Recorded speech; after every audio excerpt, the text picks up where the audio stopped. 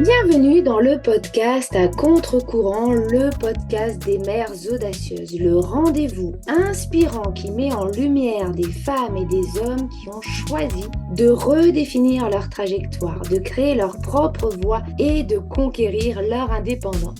Je suis votre hôte, Nathalie Grimaud-Morvillet, et je suis honorée de vous accompagner dans ce voyage extraordinaire. Après plus de 15 ans en tant que salariée dans le domaine du marketing digital et après 4 discriminations à la maternité, j'ai décidé de prendre mon indépendance pour mieux profiter de mes enfants sans renoncer à ma carrière professionnelle. Avec la tribu digitale, j'aide désormais les parents à en faire de même. Dans ce podcast, à chaque épisode, nous vous présenterons des histoires captivantes de mères audacieuses, de pères engagés, mais surtout de parents déterminés qui ont trouvé le courage de se réinventer pour mieux concilier leur vie personnelle et professionnelle. Qu'il s'agisse de maman, de papa ou de famille, notre podcast est un espace où chacun peut trouver une source d'inspiration, de conseils et de perspectives pour embrasser un avenir empreint de flexibilité, d'épanouissement et de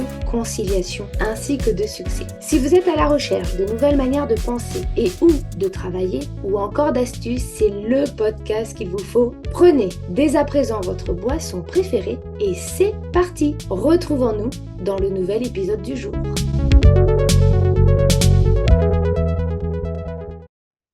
Bonjour et bienvenue dans ce nouvel épisode de podcast Mom Tips. Mom Tips, ce sont des petits épisodes plutôt rapides pendant lesquels je vous partage mes astuces, mes conseils, mes prises de conscience en tant que mompreneur pour vous permettre d'atteindre vos objectifs et surtout de déconstruire des croyances portées par la société, nos proches, parfois même par nous-mêmes et qui impactent négativement notre quotidien. L'idée de ces épisodes, c'est de vous permettre de passer à l'action avec des conseils qui parfois vont casser les codes de la société. Et aujourd'hui, j'ai envie de vous parler d'un sujet qui pique un peu, mais qui fait du bien si on l'écoute avec le cœur ouvert. Un sujet qui peut littéralement changer la trajectoire de votre vie si vous l'intégrez pleinement. Je parle ici du syndrome de l'autocomplaisance. Et oui, ce biais est insidieux et il nous pousse à attribuer nos réussites à notre propre mérite, mais nos échecs aux autres, à la société, au contexte, à la malchance. Et en réalité, si je vous disais que tant que vous restez dans ce schéma, vous vous coupez de votre propre puissance. Il y a une phrase d'ailleurs que j'ai envie de vous offrir en premier. Cette phrase, notez-la bien. Vous êtes responsable de vos réussites, mais aussi de vos échecs. Et oui, je sais que ce n'est pas facile à entendre, mais en réalité, je ne dis pas ici que tout, absolument tout est de votre faute. Je dis ici, avec cette phrase, que vous avez un rôle à jouer dans tout ce qui vous arrive, même dans les échecs.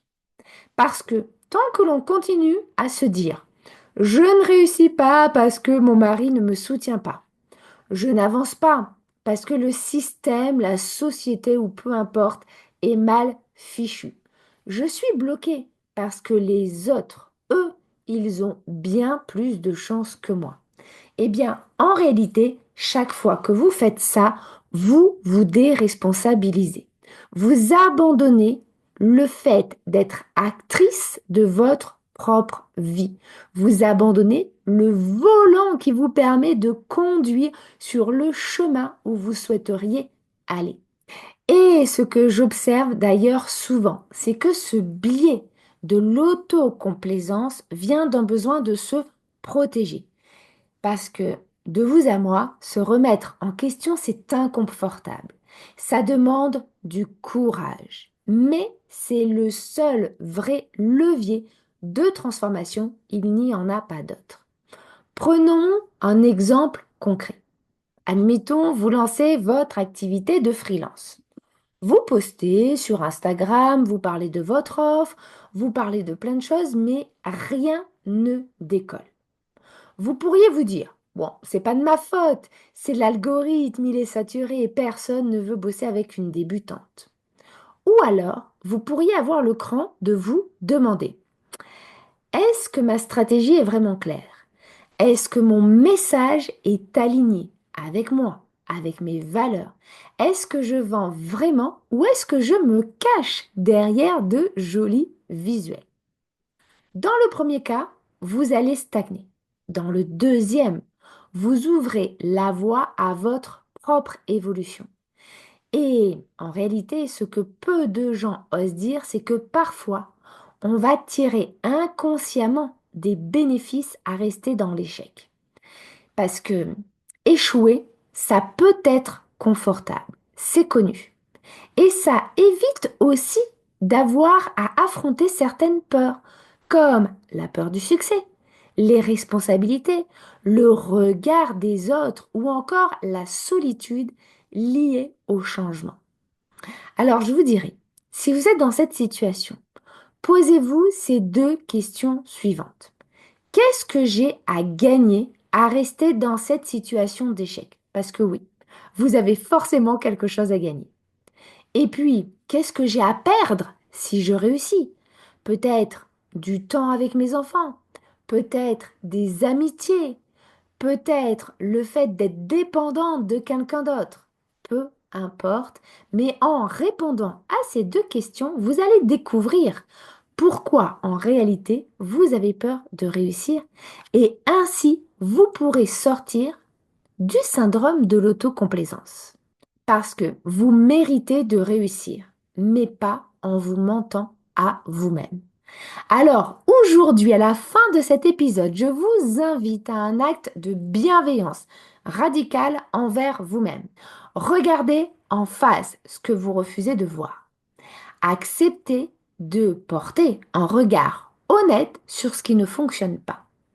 Et puis surtout, prenez la responsabilité de ce que vous pouvez changer.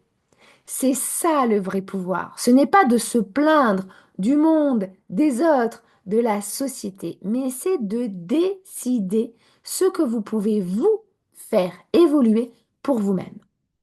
Vous allez redevenir la femme, la mère, l'entrepreneuse qui ne cherche plus d'excuses, mais qui cherche des solutions. Et ça commence dès maintenant. Alors voilà, nous sommes à la fin de notre épisode Mum Tips. Si cet épisode vous a plu, n'hésitez pas à le partager avec une amie, une collègue ou une autre maman qui pourrait en avoir besoin. Qui sait, vous pourriez être à l'origine d'un changement radical. Et dans tous les cas, merci à toutes et à tous pour votre écoute. Prenez soin de vous et je vous dis à très vite dans un nouvel épisode.